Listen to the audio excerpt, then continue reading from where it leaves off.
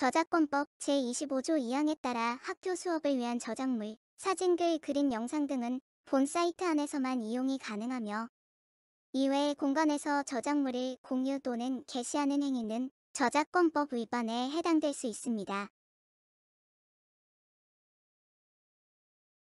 안녕하세요, 여러분. 오늘도 몸은 멀어져도 마음은 가까이. 정답 대신 정다운 대화가 가득한 정답 말고 정답 국어 1 수업입니다. 나 알기 프로젝트로 국어 교과서 대신 다양한 것들을 살펴보고 있는데요. 지금 하고 있는 것들, 여러분들이 그때그때 제출한 구글 문서들은 잘 모아서 하나의 포트폴리오로 만들려고 합니다. 그러니까 여러분들 구글 문서에도 잘 남겨주세요. 학교 수업을 위한 저작물은 이곳에서만 이용합니다. 질문은 카카오 채널을 이용해주고 마주하지 못하기에 더 많이 배려하고 존중하면서 오늘의 국어 수업 시작하도록 하겠습니다. 선생님에게 하고 싶은 말을 물어봤더니 선생님은 어떤 유형이세요? 라고 물어보는 친구들이 있더라고요. 우선 사랑의 언어부터 이야기를 하자면 선생님의 제일 사랑의 언어는 인정하는 말이고 그리고 제2 사랑의 언어는 스킨십입니다. 그러다 보니까 주변에서 해주는 따뜻한 말 한마디 그리고 도닥도닥 해주는 것만으로도 마음이 굉장히 행복해지더라고요. 그런데 선생님이 이 사랑의 언어에 주목하게 된 것은 결혼을 하고 난 이후였어요.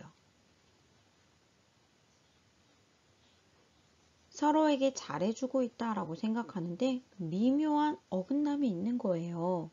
어느 날 우연히 접하게 된 사랑의 언어 책을 보고서 알게 됐어요. 선생님의 사랑의 언어는 인정하는 말인데 선생님 남편의 사랑의 언어는 봉사였던 거죠. 사랑의 언어를 할 때 이야기했던 것처럼 마음을 표현할 때도 나에게 편안한 방법을 선택하게 돼요. 그러다 보니까 선생님은 남편에게 표현을 할 때도 인정하는 말로 표현을 했고 선생님의 남편은 선생님에게 봉사로 표현을 한 거예요.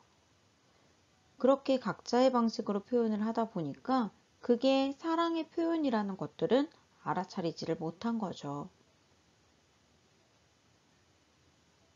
물론 기분이 좋고 관계가 괜찮을 때는 어떤 것이든 상관이 없지만 몸이 지치거나 마음이 지쳐 있을 때는 선생님은 선생님 남편이 해주는 것들을 보면서 아휴 저런 게 다 무슨 의미가 있나 라고 생각을 하고 선생님 남편은 선생님을 보면서 매번 말만 앞서지 아무것도 없는 빈 껍데기 같은 이라고 생각을 하게 되는 거예요. 그런데 이 사랑의 언어를 알게 되면서 조금씩 노력을 하게 됐습니다. 나에게 편안한 것은 인정하는 말이지만 상대가 원하는 것이 봉사라는 것을 알게 됐을 때 매번 그러지는 못하더라도 필요한 순간에 봉사로 내 마음을 표현하는 거예요. 물론 상대도 나에게 그렇게 해주고요. 그래서 이런 경험들을 하게 되면서 나와 다른 사람의 사랑의 언어를 아는 것이 이렇게 중요하구나 라는 걸 알게 되었습니다. 자, 그리고 MBTI는 선생님은 재기발랄한 활동가가 나왔습니다. 선생님은 한 70% 맞는 것 같아요. 왜 그러냐면 나중에 또 이야기를 하겠지만 내가 노력한 끌어낸 부분들도 있거든요.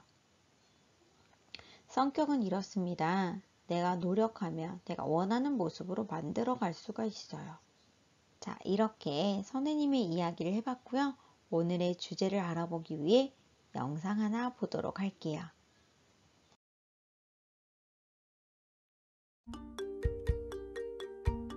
이름이 예쁜 해오름이는 축구선수가 꿈입니다. 지혜는 선생님이 되고 싶어 하지요. 광열이는 판사가 꿈이고요. 민지는 간호사가 꿈입니다.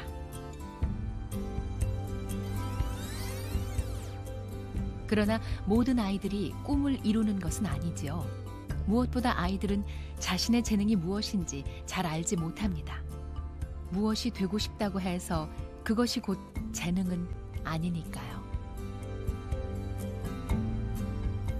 자신의 진정한 재능을 좀 더 일찍 알 수 있다면 우리는 훨씬 더 쉽게 행복의 열쇠를 거머쥘 수 있을 겁니다.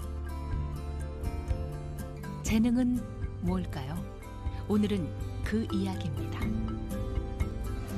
그 사람 속에 감춰져 있는 소질과 적성 능력도 그 사람 고유한 그림이 있어요. 프로파일이. We should always look for our children's strengths, and they may not be in school activities. Curiosity is the most important element. The genes are there. There's nothing you can do about it. So all you have to do is to try to change the environment. If you give them curiosity and love of learning, they will eventually become creative. I think especially for young children, if they're not strong in an area, we should try to build it up like a muscle. As the child gets older, then I think you should play with your strength. 오늘의 주제는 다중지능입니다. 다중지능이란 것은 무엇인가? 다중지능은 사람이 가지고 있는 지능이 한 가지가 아니라 여러 가지 영역이 있다라고 이야기를 하는 거예요. 우리가 흔히 말할 때 지능이 높다, 머리가 좋다라고 이야기하는 것이 다중지능에서는 보통 언어지능이나 논리수학지능을 가리키는 경우가 많습니다. 이것은 방금 영상에서도 나왔던 하워드 가드너 박사에 의해서 우리에게 알려졌어요. 이게 무슨 말인가 싶죠? 우리에게 조금 더 공감이 될 만한 이 가드너 교수님의 이야기를 가지고 왔습니다. 역사적으로 대부분의 학교는 획일화되어 있다. 학생들은 똑같은 것을 똑같은 방식으로 배우고 평가받았다. 이런 접근법은 공평해 보인다.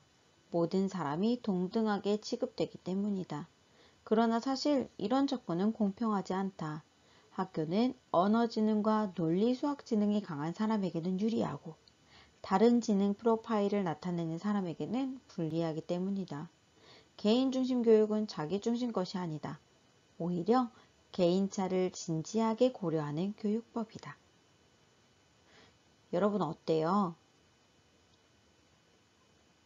가드너 교수님의 이 말이 조금 공감 혹은 위로가 되지 않나요? 사실 우리가 공부를 잘한다라고 이야기할 때는 거기에 해당하는 사람은 얼마 되지 않죠. 그런데 정말 다른 사람이 부족해서 그런 걸까? 그렇지 않을 수도 있다는 겁니다.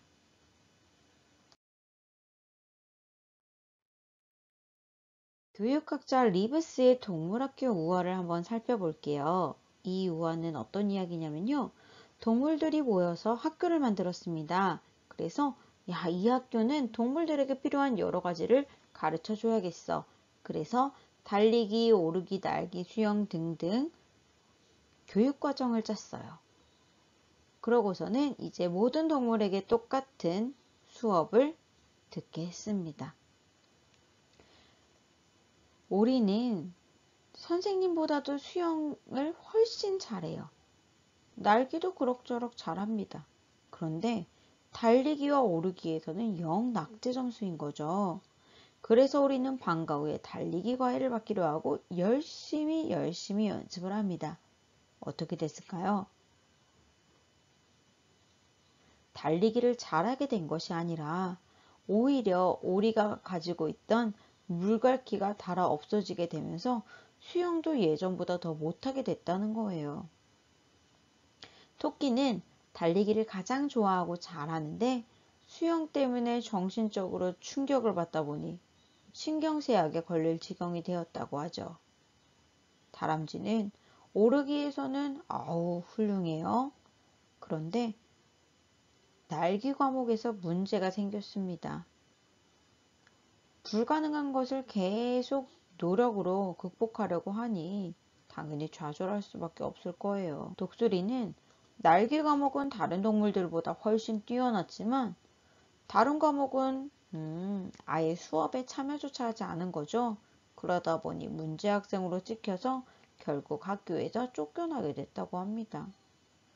그래서 결국 수영은 잘하면서 달리기와 오르기 날기는 조금씩 할 줄 아는 뱀장어가 최고 우등생이 되어서 졸업식장에서 대표로 상장을 받았다는 이야기예요. 여러분 어때요? 선생님도 학교에서 여러분들을 가르치고 있기는 하지만 슬프게도 우리의 학교와 조금은 닮아 있지 않나요? 자, 우리의 현실이 내일 당장 바뀔 수 있을까요? 그렇지는 않을 거예요.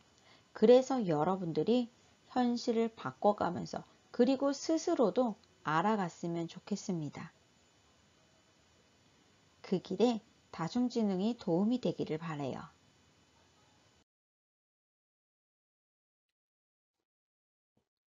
다중지능이 얼마나 중요한가 함께 영상 보도록 하겠습니다. 직업과 적성에 대하여 인터넷 설문조사를 했습니다. 응답자는 약 2,700명.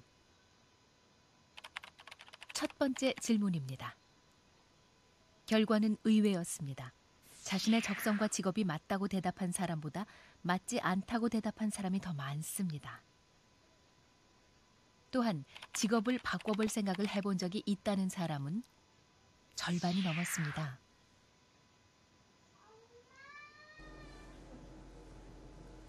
자신의 직업에 불만을 느끼고 있다고 대답한 사람 중 비교적 불만도가 높은 8명을 초대했습니다.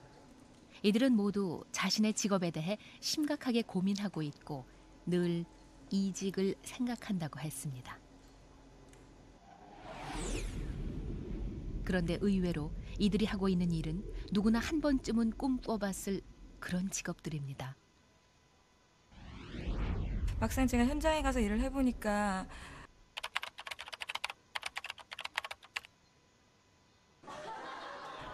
굉장히 높은 대인관계 능력을 많이 요구합니다. 사실 그 현장에서 고민도 많고 또 개인적인 만족감도 그리 높지가 못한 것 같습니다. 안녕하세요. 쇼호스트 오영훈입니다.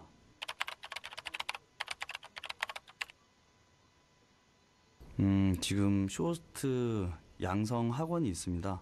그 양성 학원에서 지금 몇 개월 수료를 했고요. 자연과학을 공부하는 것이 상당히 저의 적성에 꼭 맞는 일은 아니었기 때문에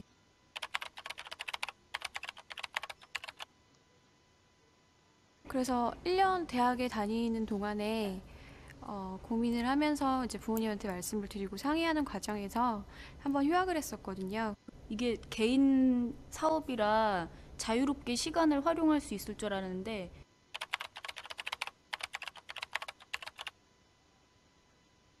오히려 회사 다닐 때보다 그게 더 시간을 많이 소비도 하고 몸도 너무 안 좋아지는 거예요, 점점. 교사, 연구원, 개인 사업가, 그리고 예비 의사. 누구나 쉽게 가질 수 없는, 아니 오히려 부러워할 직종임에 분명합니다. 그럼에도 이들은 왜 이렇게 자신의 직업에 만족하지 못하는 걸까요? 이들을 대상으로 다중지능 테스트라는 것을 해보았습니다. 다중지능, 아직은 좀 낯선 말이죠. 일종의 지능 테스트라고 생각하시면 됩니다. 자신은 미처 인지하지 못했다 해도 그가 가진 성향을 통해 그의 강점과 약점을 분류해 주는 겁니다. 직업이 불만인 이들의 결과를 한번 볼까요?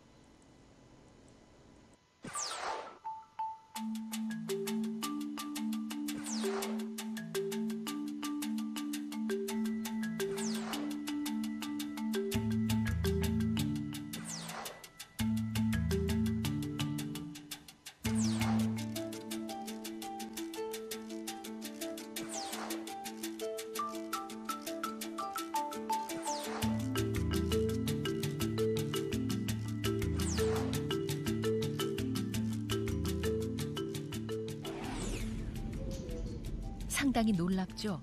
신기하게도 이들이 보이는 강점 지능은 모두 자신이 희망하는 직업과 일치하고 있습니다.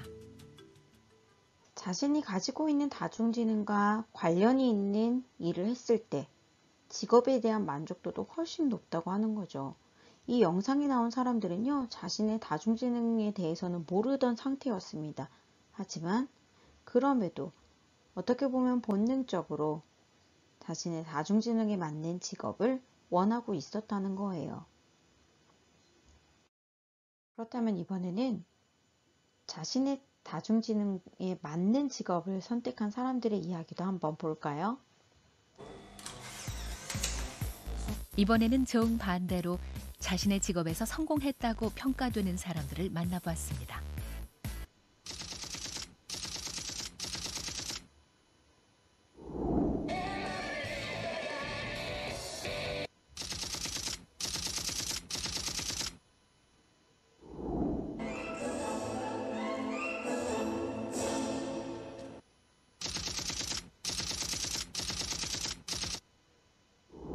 어떤 통증이에요? 아니면 우리 한 4cm 정도 되니까? 봄에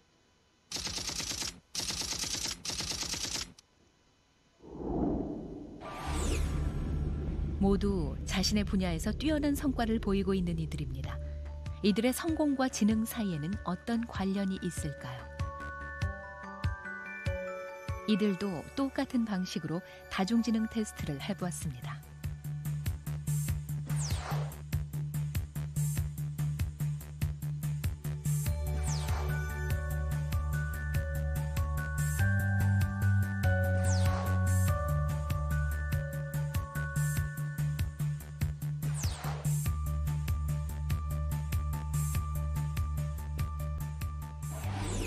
조금 전 직업에 불만을 가졌던 이들과는 정반대죠. 모두 자신의 강점 지능과 직업이 일치하고 있습니다. 사람은 태어날 때 다른 사람하고 다 달라요. 마찬가지로 그 사람 속에 감춰져 있는 소질과 적성 능력도 그 사람 고유한 그림이 있어요. 프로파일이. 재미있는 것은 자신의 분야에서 성공했다고 평가되는 이들 역시 잘 못하는 부분이 하나씩은 있다는 점입니다. 어렸을 때부터 좀 순서 외우는 게 좀 머리가 좀 둔하고요. 이제 이름을 갖다 정확하게 기억을 못하기 때문에 그저 성 정도만 딱 알아두는 걸 목표로 하거든요. 산수를 제가 막 80점 이상 받으면 정말 그 특별한 경우였어요. 그 정도로 못했었고. 약도를 보고 찾을 때는 1시간 이상 헤맨 적도 있고요. 그러니까 건물을 하나를 놓고 계속 도는 거예요. 길을 못 찾아서. 성공한 사람들도 예외는 아니었습니다. 한 가지는 잘하지만 한 가지는 못한다. 누구에게나 강점 지능이 있고 약점 지능이 있습니다. 모두가 자신의 강점 지능과 어울리는 일을 찾기는 어려울 수 있어요. 하지만 내 강점 지능을 알게 되면 내가 있는 그 영역에서 내 강점 지능을 더한 새로운 영역을 만들어갈 수도 있다는 거죠. 이러한 다중지능은 미래의 직업과 진로와만 관련이 있는 것이 아니라 학생인 여러분들이 하고 있는 공부와도 관련이 있습니다.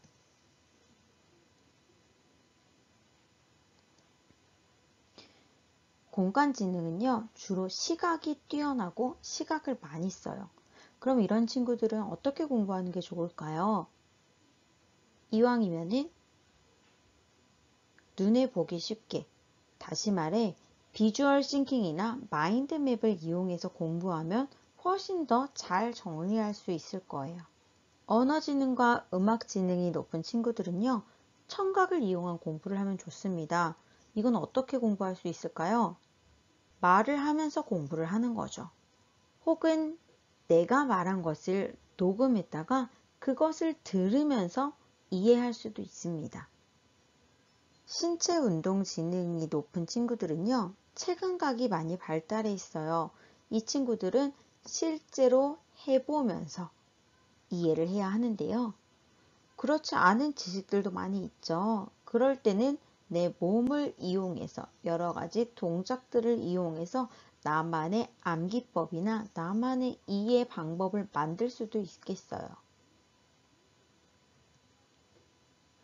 자연친화지능, 논리수학지능, 대인지능, 자기이해지능 같은 경우에는 사고형입니다.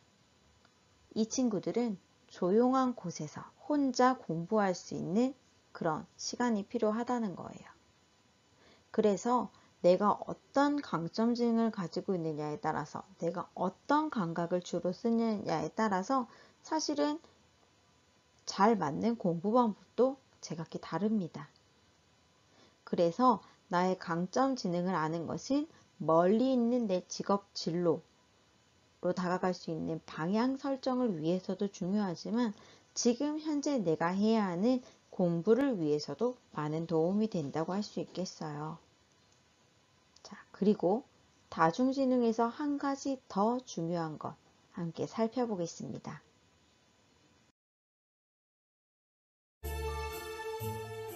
성공한 사람들의 이야기를 좀 더 해보죠. 이들이 성공할 수 있었던 비결은 단지 강점 지능 하나 때문일까요? 이들의 지능 프로필을 좀 더 자세히 들여다보면 이들의 성공 비결이 보일지도 모릅니다. 자, 3가지를 주목하십시오. 디자이너에게 필요한 공간 지능이 가장 높고 그 뒤를 언어 지능과 자기 이해 지능이 따릅니다. 이들의 상위 강점 3개와 이들의 직업을 염두에 두십시오. 뭔가 연결점이 느껴지지 않습니까? 발레리나 역시 마찬가지. 무대에 서는 특성답게 대인 지능이 상위 강점에 들어가 있습니다. 이번에도 마찬가지. 작사 작곡을 직접 하는 싱어송라이터답게 언어 지능이 빠지지 않습니다. 비밀은 바로 그것이었습니다. 상위 3가지의 강점이 가장 효과적으로 조합된 곳, 바로 그곳이 성공의 자리였습니다. 성공한 사람들의 공통점은 또 있죠. 상위 강점 3개 중에 모두 자기 이해 지능, 즉 자기 성찰 능력이 들어있다는 점입니다. 자기 자신을 다지는 성격이 강하거든요. 그런데 운동을 하는 사람 중에서도 운동이 재미있어서 그냥 하기만 하는데 가끔씩은 내가 왜 이 운동을 해야 하는가, 그죠? 이렇게 하면 자기가 운동해야 하는 이유를 더 굳건한 토대를 가지고 있죠, 심리적으로. 이렇기 때문에 자기 성찰 지능이 든든한 사람이 무엇을 하든 간에 훨씬 더 일관되게 지속적으로 더 심각하게 자기 일에 몰두할 수 있는 그런 특징을 발휘하는 거죠.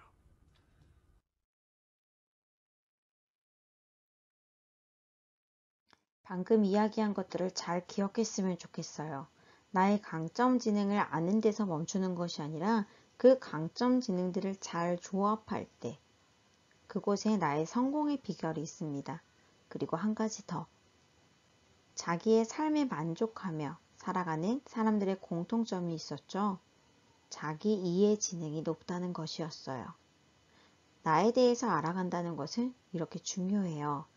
그래서 선생님과 여러분들이 지금 나 알기 프로젝트를 함께 하고 있습니다. 이 시간에 계속해서 함께 해줬으면 좋겠어요.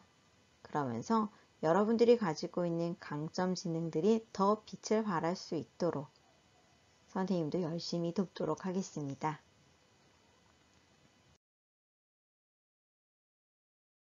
오늘 함께 나눌 내용은 여기까지예요. 선생님이 다중지능 검사를 할 수 있는 링크를 하나 올려놨습니다. 그런데 여러분들 주의해야 할 것은 가볍게 점검할 수 있도록 안내하고 있지만 이것이 정확한 검사는 아니라는 거예요. 내가 조금 더 정확한 검사가 알고 싶다 하는 친구들은 학교의 위클래스를 찾아도 좋고요. 여러 청소년 센터나 청소년 복지관을 이용해서 조금 더 자세하고 구체적인 검사를 실시해 보는 것도 괜찮습니다. 그리고 사실 제일 좋은 것은요, 검사가 아니라 관찰입니다. 검사 결과는 그 순간의 상태를 보여주는 것이고, 때론 내가 아닌 조금은 위장된, 조금은 꾸며낸 모습을 보여주기도 하거든요. 자, 다음 시간에도 다른 주제로 우리 함께 나를 알아가는 시간 갖도록 하겠습니다. 오늘 수업은 여기까지 할게요.